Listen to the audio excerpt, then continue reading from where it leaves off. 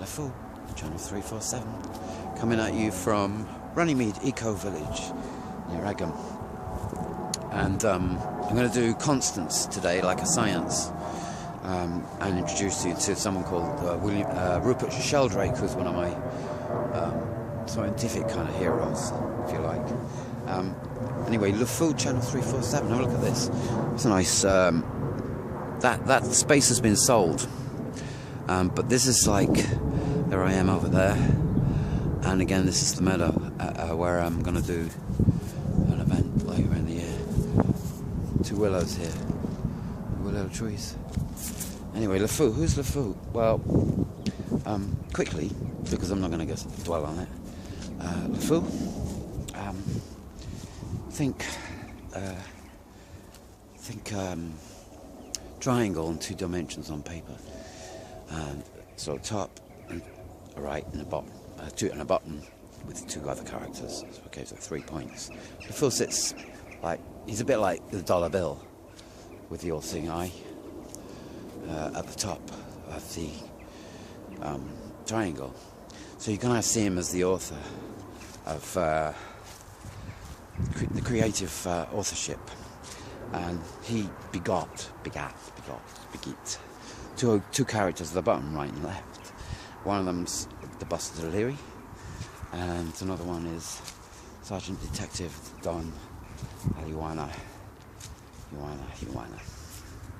Detective. So they're the 3 main characters, and you're going to see the whole thing as a kind of like creative collaboration between 3 characters initially that evolves. Anyway, I'm up by the fence again.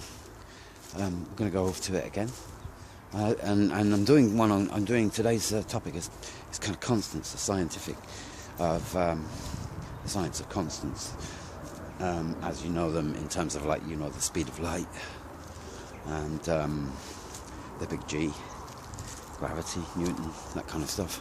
And just to let you know, I kind of came across this guy called Rupert Sheldrake, who kind of is worth listening to. I put a piece online. I'll share a piece with you later because it's quite enlightening in a lot of ways. Rupert Sheldrake was a friend of Terence McKenna's, and they got together for quite a few talks. Anyway, his subject, if you like, his one of his known for is a thing called the Morphegenetic Field.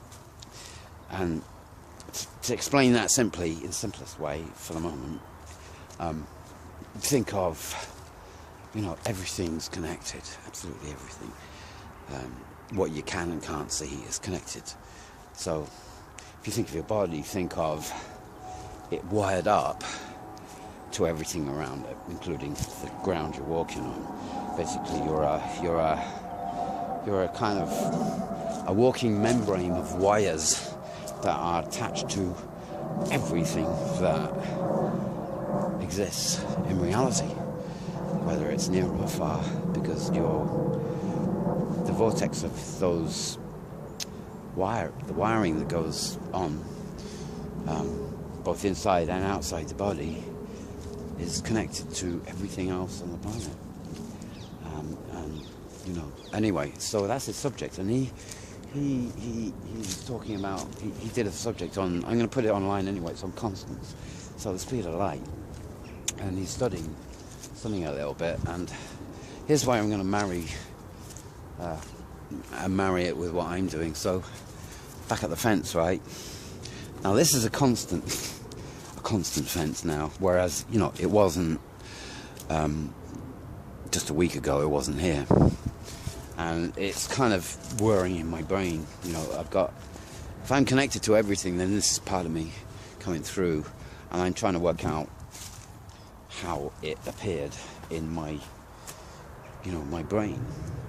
Because in my mind, I have to say my brain would be what most scientists consider the sum of everything, brains. Your mind is in your brain. What Rupert Sheldrake points out is that we don't really know what the mind is, or consciousness yet. We haven't kind of discovered, we haven't kind of We have trouble with the idea of consciousness and that everything is alive, even though it looks dead. Here, look, here's a tree that's fallen down. Now, I'm going to show you something. You know, round here you see this tree here, and the vine growing up it, and I don't know how far you can see it, but right up here, the other side of this fence, there's another kind of constant going on, and that is that you can call it nature, if you like, trees. And there's quite a few trees up here leaning in the direction of the fence. Quite a few. Now, I'm not going to say anything about, but this tree here is the result of the lean. And they cleared this up when they put the fence through and left the trees that, you know, like this one, fell only last winter, because basically it was covered in vine. It was pretty much dead. Just like, you know, that tree's alive, but it's struggling, right? That tree had a branch. That branch came off and came here before the fence went up. Now, Constance, what happened to Sheldrake when he was studying what the speed of light is, and the big G, Newton's big G, is it? I'm not a scientist as such. What he did was he noticed that the records changed from between two periods. I think, you know, he's talking about something like 1914, 1970. The speed of light, the official speed of light that you're given as a constant, changed from, well, it apparently went down and then he went up again.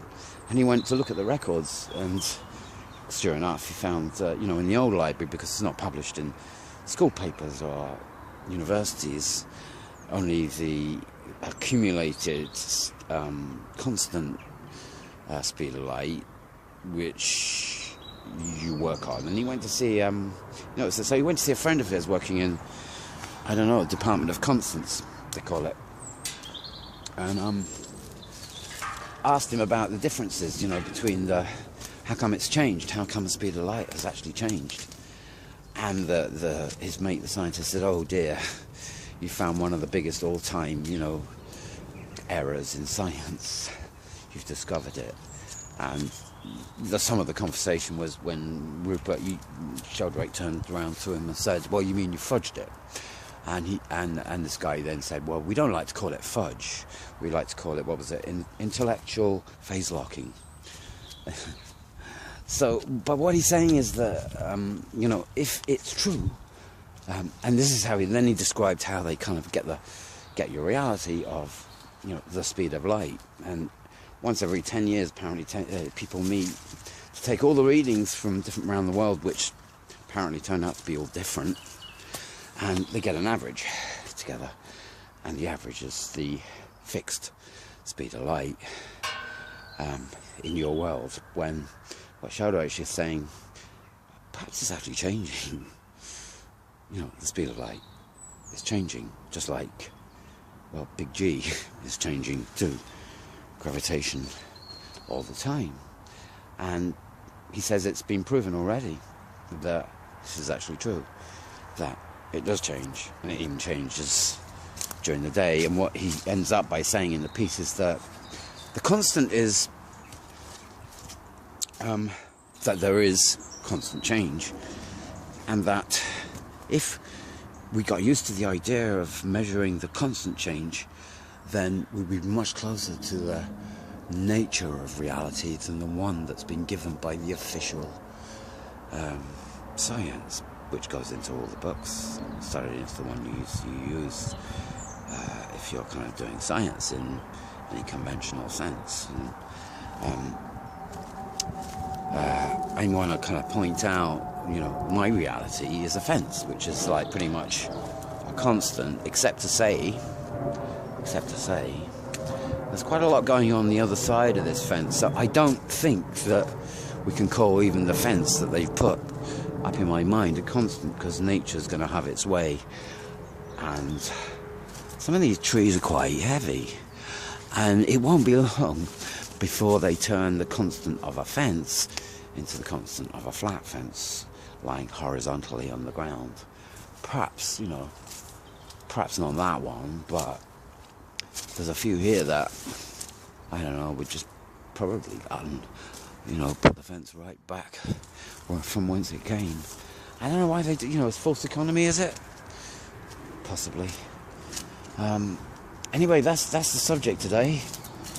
Constants in science, because what I'm saying is the science that I look at these days is one where we're now living in a world where I think you know, an awful lot of people get that the mainstream science that you get given isn't actually the right science for anyone, and that there's all sorts of people moving off and now working separately and doing their own thing with true science, and that I don't know, he has an analogy, Rupert Sheldrake, about how animals can change their habits very quickly if they kind of learn something new, and the analogy of rats in London, so that if, say, rats in London learnt something new, that the message of something new would travel the globe pretty quickly.